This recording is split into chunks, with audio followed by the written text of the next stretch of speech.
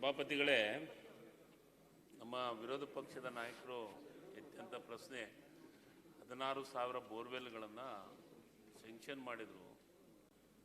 ಟೆಂಡರ್ದು ಸಮಸ್ಯೆಗಳಾಗಿ ಒಂದು ಕಡೆ ನಿಂತರೆ ಅದನ್ನು ಈ ವರ್ಷ ನಾವು ಕೊರಿಸ್ತಾ ಇದ್ದೀವಿ. ಏನಾಗಿದೆ, ಕೆಲವೊಂದಿಷ್ಟು ವರ್ಕ್ಗಳನ್ನು ತಡೆ ಹಿಡಿದಿದ್ದಾರೆ ಅಂತ ಹೇಳಿದರು. ಮೊನ್ನೆ ಸಭಾಪತಿಗಳೇ 629 ಕೋಟಿ ಸಮುದಾಯ ಭವನದ ದುಡ್ಡನ್ನು ತಡೆ ಹಿಡಿದರು. ಅದನ್ನು ಹೆಂಗೆ ಕೊಟ್ಟಿದ್ದಾರೆ ಅಂತಂದರೆ, ಯಾವುದೇ ಒಂದು ವರ್ಕನ್ನು ಕೊಡಬೇಕಾತಂದರೆ, ಯಾವುದಾದ್ರೂ ಒಂದು ಸಮುದಾಯ ಭವನ ಕೊಡಬೇಕಾತಂದರೆ ಅದಕ್ಕೆ 25% ದುಡ್ಡು ಇಟ್ಟು ಅಪ್ರೂವ್ ಮಾಡ್ಕೇಶ್ ಕೊಡುವಂಥದ್ದು ನಿಯಮ. ಆದರೆ ಇಂದಿನ ಸರ್ಕಾರದೊಳಗೆ 25% ದುಡ್ಡು ಇಟ್ಟಿಲ್ಲ, ನೀವು ಹಂಗೆ ಸ್ಯಾಂಕ್ಷನ್ ಮಾಡ್ಕೇಶ್ ಕೊಟ್ಟಿದ್ದೀರಿ. ಆವಾಗ ಮುಖ್ಯಮಂತ್ರಿಗಳು ಏನು ಮಾಡಿದರು, ನಮಗೊಂದು ಪತ್ರ ಬರೆದ್ರು, ಯಾವ ಕಾಮಗಾರಿಗಳು ಪ್ರಾರಂಭ ಆಗಿದ್ದಾವೆ, ಪ್ರಾರಂಭ ಆಗಿದ್ದನ್ನು ಬಿಟ್ಟು ಪ್ರಾರಂಭ ಆಗಲಾರ್ದಕ್ಕೆ ದುಡ್ಡನ್ನೇ ಕೊಡಲಾರ್ದ ಸ್ಯಾಂಕ್ಷನ್ ಮಾಡಿದ್ನು ಅವನ್ನ ತಡೆ ಹಿಡೀರಿ ಅಂತ ಕೊಟ್ಟಿದ್ದು. ಇದು ಸತ್ಯ, ಇದು ಎಲ್ಲರಿಗೂ ಗೊತ್ತಿದ್ದಂಥ ವಿಚಾರ. ಆದರೆ ನೀವು ಆ ಇಲಾಖೆ ಮಂತ್ರಿಗಳು, ಆ ಇಲಾಖೆನ ನಿರ್ವಹಿಸೋರು, ನನಗಿಂತ ಭಾಳ ಅದ್ಭುತವಾಗಿ ಕಾರ್ಯನಿರ್ವಹಣೆ ಮಾಡಿದಂಥವ್ರು ಅಂತ ನಾನು ಕೇಳಿದ್ದೀನಿ. ಆದರೆ ಮೊನ್ನೆ ನೀವು ಅದಕ್ಕೆ ಅಟ್ಲೀಸ್ಟ್ 25% ದುಡ್ಡಿಟ್ಟು ಅಪ್ರೂವ್ ಮಾಡಿದರೆ ಈ ಪ್ರಶ್ನೆ ಬರ್ತಿದ್ದಿಲ್ಲ. ಅದಕ್ಕೆ ಈ ರೀತಿ ಆಗಿದ್ದಕ್ಕೆ ಅದು ತಡೆ ಹಿಡಿದ್ರೆ, ಅದಕ್ಕೆ ಈಗೇನು ಅವ್ರು ಕೊಟ್ಟಿದ್ದಾರೆ ಅದನ್ನು ಮುಂದಿನ ದಿನಮಾನದೊಳಗೆ ನಾನು ಮತ್ತು ಭಾಳಷ್ಟು ನಮ್ಮ ಶಾಸಕರು ಅದರೊಳಗೂ ಇದ್ದಾವೆ, ವಿರೋಧ ಪಕ್ಷದವ್ರು ಒಬ್ಬರೇ ಇಲ್ಲ. ಮೊನ್ನೆ ಪೂಜಾರಿ ಸಾಹೇಬ್ರೆ, ನಮ್ಮ ಪಕ್ಷದವರು ಅದರೊಳಗೆ ಇದ್ದಾವೆ. ಅದನ್ನು ಈಗ ಮುಖ್ಯಮಂತ್ರಿಗಳಿಗೆ ಗಮನಕ್ಕೆ ತರ್ತಾ ಇದ್ದೀವಿ.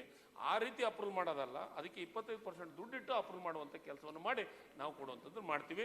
ಅದಕ್ಕೆ ಮತ್ತೆ ನಿಮ್ದೇನು ಕೇಳೋದಿದ್ರೆ ಅದಕ್ಕೆ ನಾವು ನಮ್ಮ ಇಲಾಖೆಯಲ್ಲಿ ಖರ್ಚು ಮಾಡ್ತೀವಿ, ಯಾವುದು ಉಳಿಯೋದಿಲ್ಲ. ಮೊನ್ನೆ ತಿಪ್ಪೇಸ್ವಾಮಿ ಅವರೇ, ನಾನೇನು ಹೇಳ್ತಾ ಇದ್ದೀನಿ ಅಂದರೆ, ಈಗ ನಿಗಮದ್ದು ಕೇಳಿದ್ರಲ್ಲ, ಒಕ್ಕಲಿಗ ನಿಗಮ ಇರ್ಬೋದು, ವೀರಶೈವ ನಿಗಮ ಇರ್ಬೋದು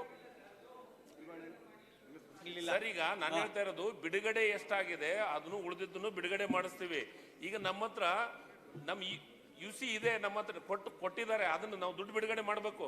ಯಾಕೆ ನಿಂದಿಸಿದೀವ ಇದಾಗಿದೆ ಅಂತಂದ್ರೆ, ಈ ಸದ್ಯ ನಾವು 1 ರೂಪಾಯಿನೂ ಕಾರ್ಪೊರೇಷನ್ದೊಳಗೆ, ಅದು ನಿಗಮದೊಳಗೆ ಉಳಿಯಕ್ಕೆ ಸಾಧ್ಯನೇ ಇಲ್ಲ. ಯಾಕಂದ್ರೆ ಶಾಸಕರು ಒಂದಿಷ್ಟು ಪಟ್ಟಿಗಳನ್ನು ಕೊಡಬೇಕಾಗಿದೆ. ಆ ಪಟ್ಟಿ ಕೊಟ್ಟರೆ ನಾವು ಅಪ್ರೂವ್ ಮಾಡಕ್ಕೆ ಪ್ರಾರಂಭ ಮಾಡ್ತೀವಿ. ಏನಾಗಿದೆ ಅಂದರೆ, ಈ ವರ್ಷ ಇದ್ದಿದ್ದು, ಒಂದು ಸೆಕೆಂಡ್ ಸರ್, ಈ ವರ್ಷ ಇದ್ದಿದ್ದು ಬೋರ್ವೆಲ್ ಅನ್ನ ನೆಕ್ಸ್ಟ್ ಇಯರ್ಗೆ ಕ್ಯಾರಿ ಓವರ್ ಮಾಡ್ಕೊಂತ ಹೋಗ್ತೀವಿ. ಯಾಕಂದ್ರೆ ಈಗ ನಮ್ಮ ಹತ್ರ ಬೋರ್ವೆಲ್ ಹಾಕೋದೇನೆ 10,000 ಇದಾವೆ, ಕನಿಷ್ಠ 8ರಿಂದ. ಈಗ ಮತ್ತೆ ಈ 2 ತಿಂಗಳದಾಗ ಒಂದು 1.5ರಿಂದ 2,000 ಬೋರ್ವೆಲ್ ಕೊಡಿಸಿದ್ವಿ. ಇನ್ನು 7ರಿಂದ 8,000 ಬೋರ್ವೆಲ್ಗಳಿದಾವೆ. ಈ ವರ್ಷ ಬರುವಂಥ ಬೋರ್ವೆಲ್ ಅವನು ಸೇರಿ ಒಟ್ಟು ಖರ್ಚು ಮಾಡುವಂಥ ಕೆಲಸವನ್ನು ಮಾಡ್ತೀವಿ. ಅದ್ರ ಜೊತೆಗೆ ಲ್ಯಾಬ್ಸ್ ಆಗಂತ ಪ್ರಶ್ನೆ ಬರೋದೇ ಇಲ್ಲ. ಯಾಕಂದ್ರೆ ನಿಗಮದಾಗಿರುವಂಥ ದುಡ್ಡು ಅದು ಅಕೌಂಟ್ನಾಗ ಇರೋದ್ರಿಂದ ಲ್ಯಾಬ್ಸ್ ಆಗಂತ ಬಂದು ಈ ವರ್ಷದ್ದು ಮತ್ತು ಹೋದ ವರ್ಷದ್ದು ತಗೊಂಡು ನಾವು ಕ್ಯಾರಿ ಓವರ್ ಮಾಡಿ ಅದನ್ನು ಕಂಪ್ಲೀಟ್ ಆಗಿ ನಾವು ದುಡ್ಡನ್ನು ಖರ್ಚು ಮಾಡುವಂಥ ಕೆಲಸವನ್ನು ಮಾಡ್ತೀವಿ. ಮಾನ್ಯ ಸಭಾಪತಿ, ಈ ಕೊಟ್ಟಿರ್ತಕ್ಕಂಥ ಏನಿದೆ ನಿಮ್ಮ ಗ್ರಾಂಟ್ ಇದೆಯಲ್ಲ, ಹಳೆ ಪಟ್ಟಿಗೆ ಮತ್ತು ಪೆಂಡಿಂಗ್ ಬಿಲ್ಗೂ ಕೂಡ ಸಾಕಾಗೋದಿಲ್ಲ, ಇರಲಿ ಬಿಡಿ, ತಾವು ಇದು ಮಾಡ್ಕೊಳ್ಳಿ. ಇನ್ನೊಂದು ತಪ್ಪು ಮಾಹಿತಿ ಕೊಟ್ರಿ ತಾವು. ತಮಗೆ ಗೊತ್ತಿದೆ, ರಾಜ್ಯದ ಮಾಜಿ ಮುಖ್ಯಮಂತ್ರಿಗಳು ಮತ್ತು ಹಿಂದುಳಿದ ವರ್ಗದ ಹರಿಕರಾಗಿರ್ತಕ್ಕಂಥ ದೇವರಾಜ ಅರಸರ ಹೆಸರಿನಲ್ಲಿ ಒಂದು ವಿದೇಶಿ ವ್ಯಾಸಂಗ ವೇತನ ಸಂಬಂಧಪಟ್ಟಾಗೆ ಸನ್ಮಾನ್ಯ ಮುಖ್ಯಮಂತ್ರಿಗಳಾದಂಥ ಸಿದ್ದರಾಮಯ್ಯನವರು 10 ಕೋಟಿ ರೂಪಾಯಿಗಳನ್ನು ಘೋಷಣೆ ಮಾಡಿ ಆರ್ಥಿಕ ಇಲಾಖೆಯಿಂದ ಕೂಡ 5 ಕೋಟಿ ರೂಪಾಯಿನ ಬಿಡುಗಡೆ ಮಾಡಿ ನಿಮ್ಮ ಇಲಾಖೆಗೆ ಹೋಗಿ, ಎಲ್ಲೋ ಒಂದು ಕಡೆಗೆ ನಿಮಗೂ ಮತ್ತೆ ನಿಮ್ಮ ಕಾರ್ಯದರ್ಶಿಗೂ ತಿಕ್ಕಾಟ ಬಂದು ಅದನ್ನು ಕೂಡ ಇಡೀ 5 ಕೋಟಿ ರೂಪಾಯಿನ ಕೂಡ ತಾವು ಇದುವರೆಗೆ ಬಿಡುಗಡೆ ಮಾಡಲಿಲ್ಲ. ಹಿಂದುಳಿದ ವರ್ಗದ ವಿದ್ಯಾರ್ಥಿಗಳು ಬೀದಿ ಪಾಲಾಗಿದ್ದಾರೆ. ನಿಮ್ಮ ಕಂಟೆನ್ಷನ್ ಏನು? ವಿದ್ಯಾರ್ಥಿ ವೇತನ ಕೊಟ್ಟರೆ ಉಕ್ರೇನ್ಗೆ ಹೋಗಿ ಮೆಡಿಕಲ್ ಇದನ್ನು ಮುಗಿಸ್ಕೊಂಡ್ ಬರ್ತಾರೆ, ಅದಕ್ಕೋಸ್ಕರ ಕೊಡೋದು ಬೇಡ ಅಂತಾನ. ಇಲ್ಲಿ 1.5 ಕೋಟಿ ರೂಪಾಯಿ 2 ಕೋಟಿ ರೂಪಾಯಿ ಕೊಟ್ಟು ನಾವು ಓದ್ಲಿಕ್ಕೆ ಆಗ್ತದಾ? ಅಥವಾ ಸೀಟ್ ಸಿಗ್ತದ? ಈಗ ಆಯ್ತು, ಅಲ್ಲಿ ಹೋದ್ರೆ ಒಂದು 35-40 ಲಕ್ಷ ರೂಪಾಯಿ ಆದ್ಕೊಂಡು ಕೂಡ ಓದ್ಕೊಂಡು ಬರ್ತಾರಲ್ಲ, ಯಾತಕ್ಕೋಸ್ಕರವಾಗಿ ಕಾರ್ಯಕ್ರಮ ನಿಲ್ಸಿದಿರಿ? ಅದರಲ್ಲೂ ಕೂಡ ದೇವರಾಜ ಅವ್ರ ಹೆಸರಿರ್ತಕ್ಕಂಥ ವಿದ್ಯಾರ್ಥಿ ಯಾಕೆ ನಿಲ್ಸಿದಿರಿ? ತಾವು ಯಾವ ಕಾರಣಕ್ಕೋಸ್ಕರ ನಿಲ್ಸಿದಿರಿ? ಮತ್ತೆ 10 ಕೋಟಿ ರೂಪಾಯಿಯನ್ನು ಘೋಷಣೆ ಆಗಿದೆ, ಸ್ವಲ್ಪ ಶೀಘ್ರವಾಗಿ ಮಾಡೋಣ, ತುಂಬಾ ಸಮಯ ತಗೊಳ್ತಾ ಇದೆ ಪ್ರಶ್ನೆ. ಹಿರಿಯ ಸದಸ್ಯರು ನನಗೆ ಮತ್ತು ಕಾರ್ಯದರ್ಶಿಗಳಿಗೆ ತಿಕ್ಕಾಟ. ಒಂದು ಸೆಕೆಂಡ್ ಸರ್, ನಾನು ಮತ್ತೆ ಕೇಳಿ, ನೀವು ರೈತರ ಬಗ್ಗೆ ಚರ್ಚೆ ಆಗಲಿ ಸದನದಲ್ಲಿ, ಇನ್ನೂರು ಚರ್ಚೆ ಆಗುದಿಲ್ಲ. ತುಂಬಾ ಸಮಯ ಕಮ್ಮಿ ಸಮಯ ಕೊಡ್ತೀರಿ ತಾವು. ರೈತರ ಬಗ್ಗೆ ಮಾನ್ಯ ತಿಪ್ಪೇಸ್ವಾಮಿ ಅವರೇ. ಸಮಯ ಕೊಡುದಿಲ್ಲ ನೀವು.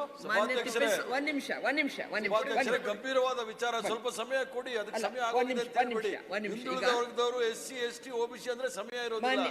ಮಾನ್ಯ ಸದಸ್ಯರಿಗೆ, ಈಗ ನಾವೆಲ್ಲರೂ ಸೇರಿ ನಿಯಮ ಮಾಡ್ಕೊಂಡಿದೀವಿ, ಪ್ರಶ್ನೋತ್ತರದಲ್ಲಿ ಎಷ್ಟು ಕೊಡ್ಬೇಕು ಅಂತ ಕ್ರಾಸ್ ಟಾಕ್ ಅದಕ್ಕೆ ಬಿಟ್ಟಿಲ್ಲ. ಮತ್ತೊಂದು ರೂಪದಲ್ಲಿ ತಗೊಂಡ್ ಬನ್ನಿ, ಚರ್ಚೆ ಮಾಡೋಣ. ಚರ್ಚೆ ಮಾಡಕ್ಕೆ ಅದನ್ನು ಸದುಪಯೋಗ ಮಾಡ್ಕೊಳ್ಳಿ ಅಂತಲೇ ನಾನು ಹೇಳ್ತಿರ್ತಕ್ಕಂಥದ್ದು. ಬೇರೆಯವ್ರಿಗೆ ಅವಕಾಶ ಕೊಡ್ಬೇಡಿ. ತಮ್ಮ ಪ್ರಶ್ನೆ ಸಮಸ್ಯೆ ನನಗೇನು ಇಲ್ಲ, ನನಗೇನಿಲ್ಲ. ಪ್ರಶ್ನೋತ್ತರದಲ್ಲಿ ಎಲ್ಲ ಬೇರೆ ಪ್ರಶ್ನೆಗಳಿಗೂ ಅವಕಾಶ ಕೊಡಬೇಕು ಅನ್ನುವ ಸದುದ್ದೇಶ ಅಷ್ಟೇ ಪೀಠದ್ದು. ಮತ್ತೆ ನಿಯಮ ಮಾಡ್ತಕ್ಕಂಥದ್ದು ಸದನವೇ.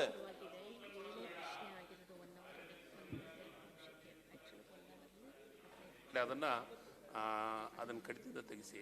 ಆದರೆ ಒಂದು ನಿಮಗೆ ಹೇಳ್ತೀನಿ, ನನಗೆ ಒಂದು ಸೆಕೆಂಡ್ ಸರ್, ಒಂದು ಸೆಕೆಂಡ್. ತಿಪ್ಪೇಸ್ವಾಮಿ ಅವ್ರು, ನೀವೆಲ್ಲ ಹಿರಿಯರು, ನೀವು ಹೇಳಿದ್ದೆ ನನ್ನ ಅನ್ಪಾರ್ಮೆಂಟ್ ವರ್ಲ್ಡ್ ಅಂತಲ್ಲ, ಅಂತ ತಿಕ್ಕಾಟ ನಮ್ಮಲ್ಲಿ ಏನಿಲ್ಲ. ನಾವು ಅಧಿಕಾರಿಗಳು ನಾವು ಚೆನ್ನಾಗಿದ್ದೀವಿ, ಕೆಲಸನೂ ಮಾಡ್ತೀವಿ. ಆದರೆ ನಿಮ್ಮಲ್ಲಿ ನೀವೇನು ಹೇಳಿದ್ರಲ್ಲ ವಿದ್ಯಾರ್ಥಿದು, ನಾವು ವರ್ಷ ಕನಿಷ್ಠ ಎಲ್ಲ ಮಾನ್ಯ ಸಚಿವರೇ, ಒಂದ್ ನಿಮಿಷ. ಪ್ರಶ್ನೋತ್ತರಕ್ಕೆ 1 hour ನಾವು ನಿಗದಿ ಮಾಡ್ಕೊಂಡಿದೀವಿ. 7 ಪ್ರಶ್ನೆ ಆಗಿದೆ.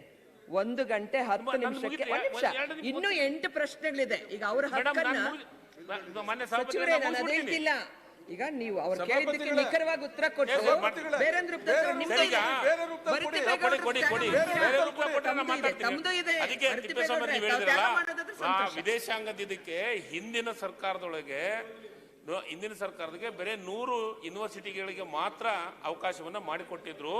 ಈ ಸತಿ ನಾನು 500 ಯೂನಿವರ್ಸಿಟಿಗಳನ್ನ ಅವಕಾಶವನ್ನು ಮಾಡಿಕೊಟ್ಟಿದ್ದೀನಿ. 500 ಅದು ಎಲ್ಲ ವಿಧವಿಲ್ಲ. 500 ಯೂನಿವರ್ಸಿಟಿ ಯಾವ ಅಂತ ಹೇಳ್ತೀನಿ ಬೇಕಂದ್ರೆ ಟೈಮ್ ಇದ್ರೆ. ಅದ್ರ ಜೊತೆಗೆ 11 ನಿಗಮದ್ದು ಸೇರಿ ಭೌತಿಕ ಗುರಿ 1 ವರ್ಷಕ್ಕೆ 133 ವಿದ್ಯಾರ್ಥಿಗಳಿಗೆ ನಾನು 1 ವರ್ಷಕ್ಕೆ 10 ಲಕ್ಷ, 2ನೇ ವರ್ಷಕ್ಕೆ 10 ಲಕ್ಷ, ಪ್ರತಿಯೊಂದು ವಿದ್ಯಾರ್ಥಿಗೆ 20 ಲಕ್ಷ ರೂಪಾಯಿ ದುಡ್ಡನ್ನು ಕೊಡುವಂಥದ್ದು. ಅದಕ್ಕೆ 12,80,00,000 ಇಟ್ಟಿದ್ದೀವಿ. ಅದಕ್ಕೆ ಒಂದ್ ಸೆಕೆಂಡ್, ಈಗ ಅದಕ್ಕೆ ಮೊನ್ನೆ ಸಭಾಪತಿಗಳೇ ಖರ್ಚು ಮಾಡ್ತೀವಿ. ವಿದೇಶ ಅಪ್ಲಿಕೇಶನ್ ಅವರಿಗೆ ಎರಡು ಕಡೆಯಿಂದನೂ ಸಹಕಾರ ಬೇಕು. ತಾವೆಲ್ಲ ತಿಳಿದಂತವರು 2 ಕಡೆಯಿಂದನೂ ಬೇಕು.